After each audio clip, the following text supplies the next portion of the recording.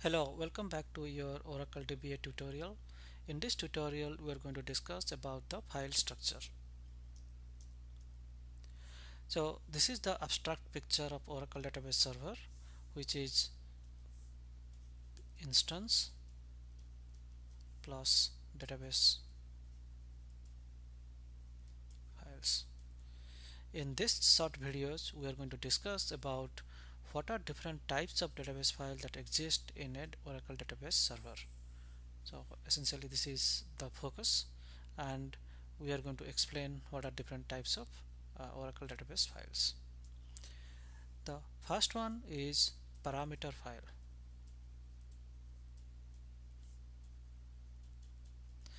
Essentially this parameter files tells me how the instance is configured. That means how big is the SGA, or it can tell how many of database processes called DB writer. By default it is 1. We can also start with 5 DB writer. So in that case our parameter file will contain those information. So essentially whenever during the database startup we use parameter file to configure the instance. And the second thing is about data files, and this is where all of your data will be ultimately be stored. That means whenever we are creating a table EMP, and let's say we are inserting 10 rows, employee name King and Clark and all this thing, these information are stored in an operating system file, and that is called database files. And then essentially every database must have at least one data file, and this is one of the most important file because this contains all our information. Then number 3 is redo log file. Okay, so redo log files basically are the transaction logs of the database. Virtually every operation that you perform on an Oracle database generate some amount of redo. That means whenever I am doing delete from EMP, that means this is the statement I am doing, that I am going to delete from EMP. Then in the redo log file we are going to create a transaction saying that employee table is deleted at this amount of time, and then let's say we do create a table, create table X. In that case in the redo log file we are going to put a information that table X is created at this point of time. So essentially if I look at my redo log file, the redo log file is going to tell me what kind of operations I'm doing, and then by using redo log file I can recover my database at if in case of a media or instance failure. Alright, because redo log file keeps track of the transaction. Say if I want to uh, replay my redo, let's say I have deleted my employee, that means I'm going to do some insert to the employee table. That means this redo log file must contain all those information so that I can revert back this delete that has happened at some point of time. Then the number 4 file is control file.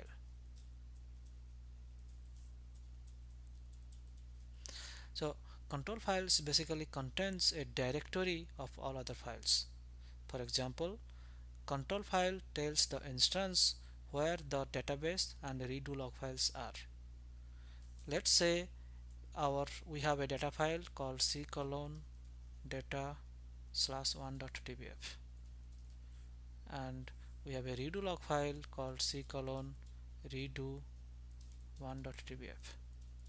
So in that case the control file will contain all information about where these data files are located, where this redo log files are located, and instance is going to read this control file information to see where those data files and is going to open those data files so that we can add data into those data files.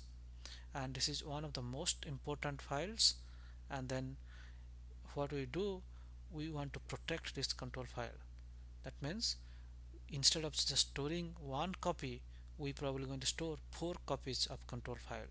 In case control file 1 is got destroyed because of some disk failure or whatever the reason may be, then we can revert back to the duplicate control file, which is also same as the first file. Okay, and this is called multiplexing of control file. All right, and the next one is called temp file.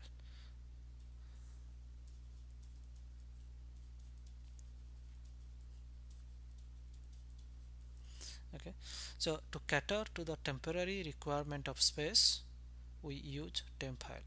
For example, whenever you are giving this select statement called select star from emp order by ename, so this is an operation where we get the employee tables data to some temporary location where we can sort it, right? So basically whenever we are going to do a sorting operation and all these things, we need some temporary place where we can we just use to sort, and once we finish the sorting, we do not need those temporary locations. And and this is why we need a temporary file on the storage on the storage structure. Then the number 6 is password file.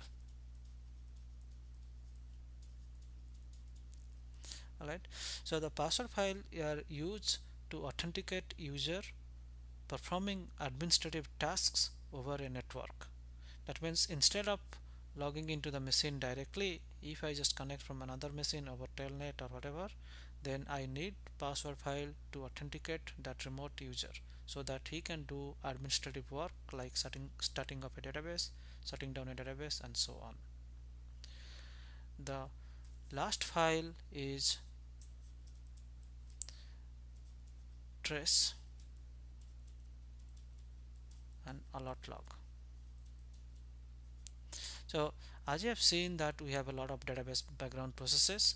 For example, for whatever reason there is a on like for example there is the background process is terminated abruptly. In that case, it is going to write something to the trace file so that anybody wants to look at a later point of time can probably diagnose what causes this error.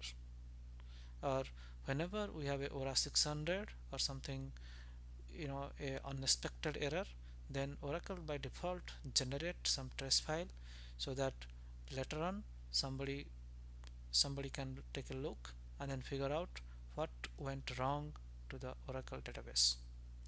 And the alert log is something that a timestamped based log file which will say what is going on the Oracle database server.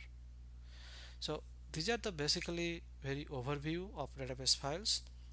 What we are going to do in our next videos, we are going to discuss in detail about these files.